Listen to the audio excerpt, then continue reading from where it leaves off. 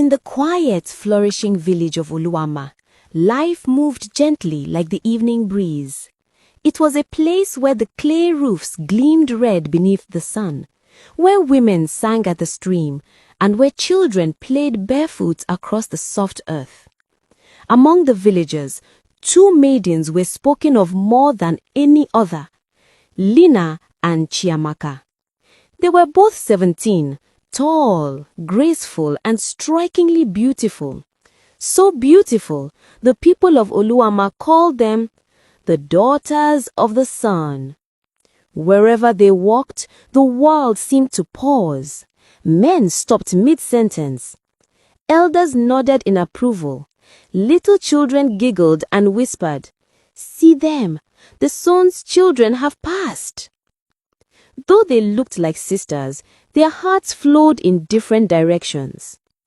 Lina had a heart like cool water, calm, refreshing, gentle.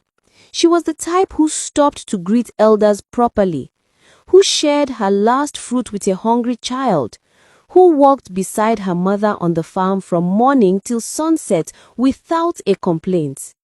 Her beauty was not just of the skin. It was the kind that shone from the soul. Chiamaka, on the other hand, was bold, confident, and sharp-tongued in a charming way. She loved bright beads, colorful wrappers, and red camwood on her lips.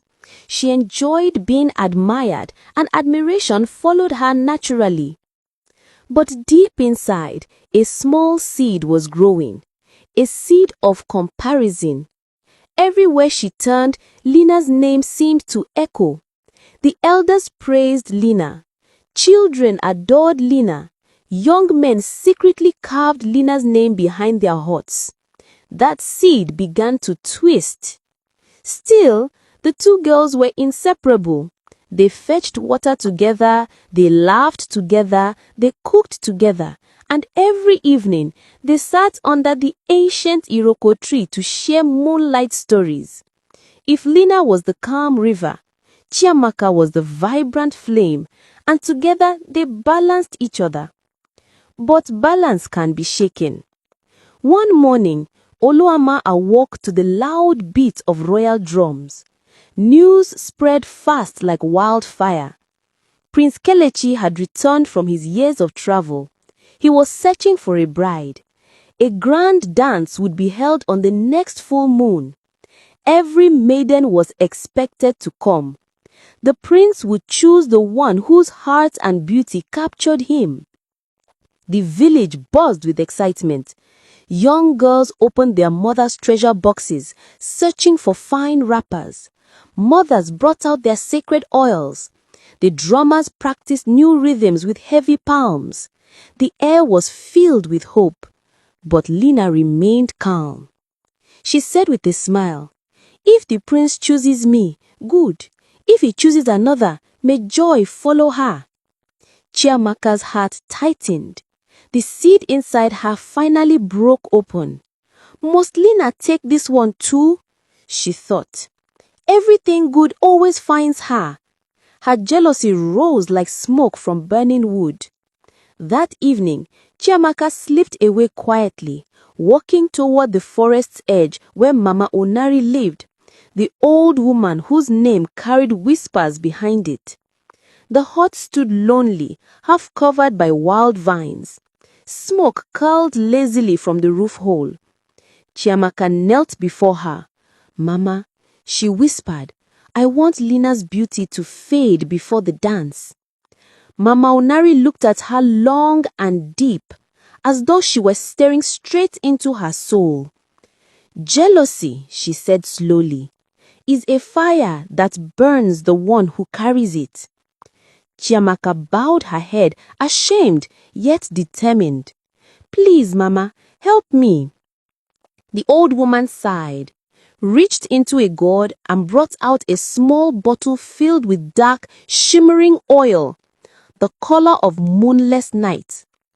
"Rub this on her neck while she sleeps," Mama Onari instructed. "Her glow will vanish like dew under the sun." Then she added quietly, "But everything stolen must one day be paid for." Chiamaka accepted the oil with trembling hands. That night, the two girls lay side by side as they always did. Chiamaka watched Lina sleep so peacefully, so innocently. The moonlight fell across Lina's smooth skin like soft milk.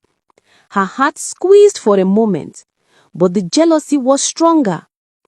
When Lina turned in her sleep, Chiamaka silently rubbed the midnight oil on her neck and whispered in the darkness, "Now the prince will see me." The full moon rose large and glowing. The village square came alive with drums, flutes, and dancing feet. Girls shone like colorful butterflies, wrappers glittering, beads jingling, faces glowing with oils.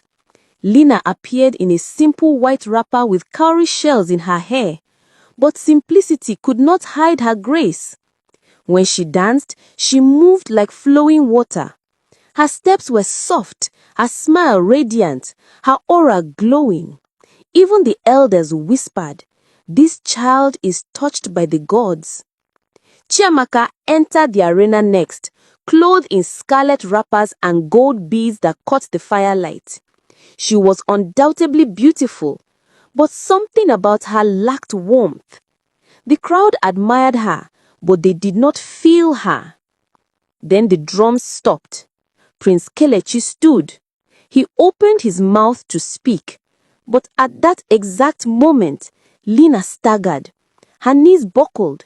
She collapsed in the center of the square. Gasps filled the air. She was carried to her mother's hut as her beauty faded before everyone's eyes.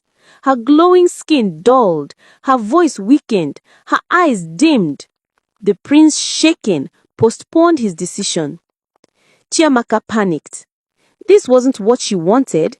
She wanted Lina dim, not dying. She ran to Mama Onari. "Mama, she is fading away. She is dying." Mama Onari looked at her with deep sadness. "You harmed a heart that loved you. The spirits do not forgive betrayal. If you do not confess, both your souls will suffer." Chiamaka's heart broke. She returned to Lina's side that night. Lina lay weak, barely breathing. Chiamaka knelt beside her and sobbed from the deepest parts of her soul. "I did this. I poisoned your beauty. I harmed you out of envy. Forgive me, my sister of laughter." Lina opened her weak eyes, a single tear rolling down. "Why, Chiamaka?" Her voice trembled. "I would have stepped aside for you." Chiamaka cried harder, her tears wetting the mat. The village gathered in shock, murmuring as the truth was told. The healer stepped forward. To restore what was taken, a price must be paid. Chiamaka was given an impossible task. She must walk barefoot into the sacred forest and retrieve the feather of Urumi, a rare white and gold feather that only appears to a heart washed clean by truth. Chiamaka didn't hesitate. She walked into the night barefoot, with tears still drying on her cheeks. The forest was dark. Roots caught her feet. Thorns tore her wrapper. Strange sounds echoed. Fear clung to her like fog. But she kept walking. Hours passed. She fell many times, but her heart remained open, honest, broken, and cleansed. Just before dawn, she collapsed on the forest floor, and there before her stood the Urumi bird, majestic, shimmering like stardust. It dropped a single feather at her feet. Chiamaka picked it up with trembling fingers. She returned to the village at sunrise, barefoot, scratched, exhausted, but transformed. She placed the feather beside Lina, and as the first light of morning touched the hut, Lina's glow returned. Her skin slowly warmed, her eyes brightened, her voice strengthened. By sunrise, Lina was whole again, radiating even more grace than before. When Prince Kelechi stood before the two girls the next evening, he looked at them thoughtfully. He said, One taught me grace, the other taught me truth, but only one kept her heart pure. He chose Lina. Chiamaka did not cry. She did not envy. She smiled genuinely because her heart was free. Lina became queen, gentle, wise, beloved. And Chiamaka, she dedicated her life to guiding young women, teaching them about envy, kindness, and the dangers of comparison. She became a counselor, a comforter, a woman respected by all. People said the flame became light. And though their paths were different, Lina never stopped being a sister to Chiamaka. Their bond, once broken, became stronger, woven with forgiveness. And thus, the village remembered. Beauty is a gift. Kindness is a treasure. But a pure heart is the crown that lasts forever. If you love this story, do well to give us a thumbs up. Subscribe if you haven't for more interesting stories. Bye!